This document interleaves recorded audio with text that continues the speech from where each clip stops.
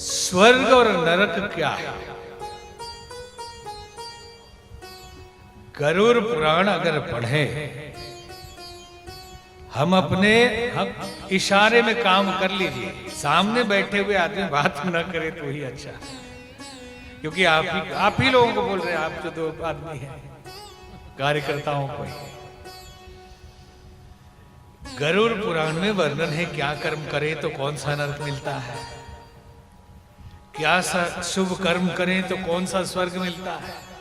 अभी पूरी उसकी व्याख्या हम नहीं करने जा रहे, सिर्फ एक संकेत समझ लें कि अगले जन्म में आप क्या बनना चाहते हैं, उसके लिए हम आपको मंत्र दे दें। क्या बनना चाहते हैं? हाँ, आप लोग सबसे पूछ रहे हैं, आदमी बनेंगे या मुक्त होंगे? क्या यही वाला शरीर चाहिए? इतनी आसक्ति, ये तो राजा त्रिशंकु की तरह है कि यही वाला शरीर चाहिए। स्वर्ग और नरक मिले क्या हो पता नहीं, लेकिन अगला जन्म वही होता है जो आखिरी में हमारी स्मृति होती है।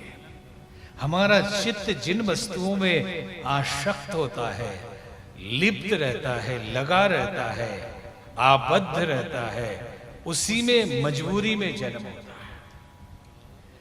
इसलिए कहते हैं कि अंत में कम से कम भगवान का नाम लो, ताकि वो अलग गति कर दे।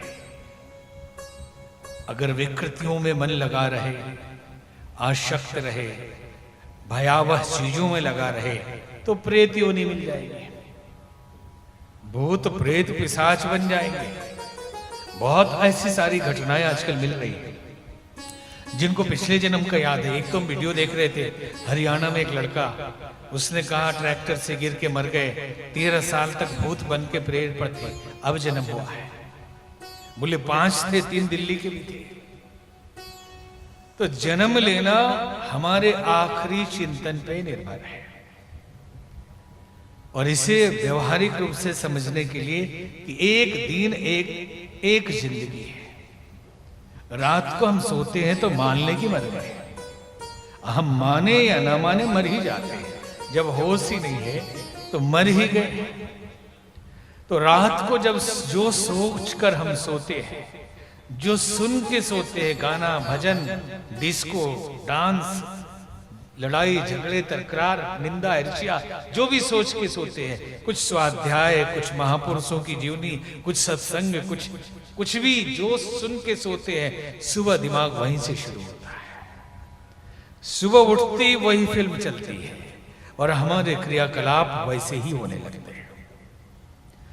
अगर प्रातः ठीक करना है तो रात्रि ठीक करिए, संध्या ठीक कर ली। कहते रूटीन ठीक नहीं होता, रोज प्लानिंग बनाते हैं, बिगड़, रात ठीक कर लीजिए, अगले दिन से ठीक होगा।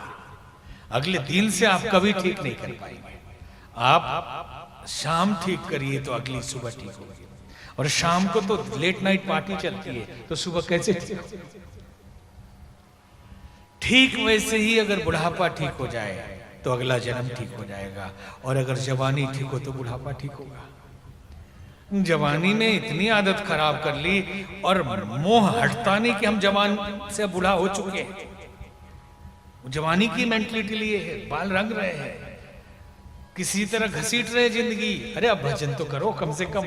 बोले नहीं, अभी तो जवान है, बूढ़े होंगे तो कर लेंगे, और तब तक खिसक लिए, तो कहीं भूत प्रेत बन के जन्म ले लिया।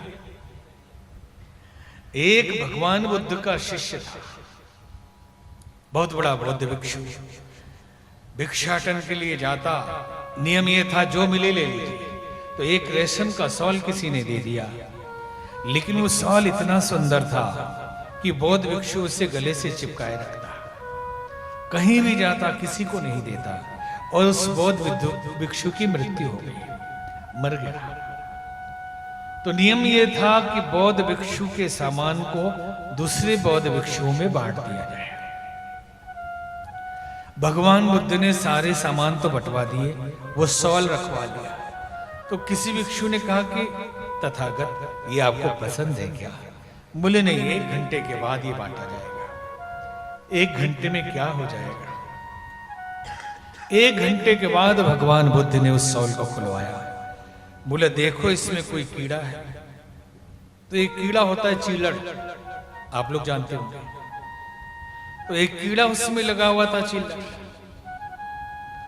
जो 1 घंटे की जिंदगी उसकी होती है, मर गया था।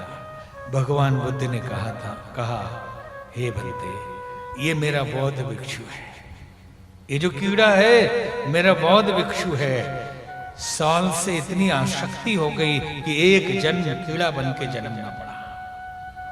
इसलिए आसक्त उपयोग करिए सामानों का, उपभोग करिए, कोई दिक्कत, आसक्त मत होइए, उसमें लिप्त मत होइए, नहीं तो वही हो जाएंगे।